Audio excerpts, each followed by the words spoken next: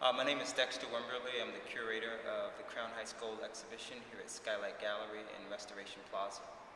I'm going to show you a few things that are in the exhibition. This is actually a portrait of New York City's former mayor, Mayor David Dinkins. This portrait is by an artist named Tim Okumara.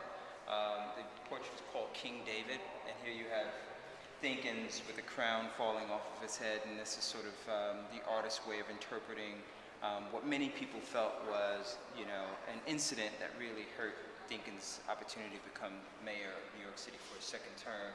And sort of he's making the reference to King David, and sort of that's, this particular artist's interpretation of what he wanted to bring to the exhibition.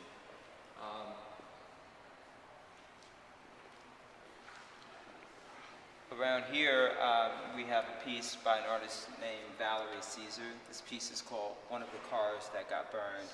And what the artist has done is she's combined a number of clippings from newspaper headlines, particularly from the Daily News. I was covering the Crown Heights riot and the day that it began and the 2 days that followed. And what she's basically done is she's identified particular phrases or particular headlines that she felt were really reflective of how the incident was being covered by the media, particularly by media that wanted to inflame the idea of this being a big racial incident and not necessarily getting into the nuances of what really occurred and what led up to the incident. So again, this piece is called One of the Cars That Got Burned by Valerie Caesar. This piece here is a serigraph by an artist named Jennifer Mack. What Jennifer has done is basically use a printmaking technique to take historic images of riots that have taken place in New York City over the last century or so.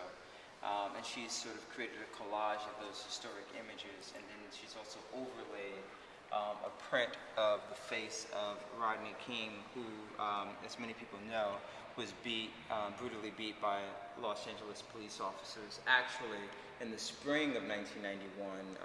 So this happened, the Rodney King beating happened actually before the Crown Heights riot, but many believe that it was just indicative of the state of affairs in not only New York City, but in the country as a whole, that there was a lot of tension around race and a lot of responses to that tension were violent ones.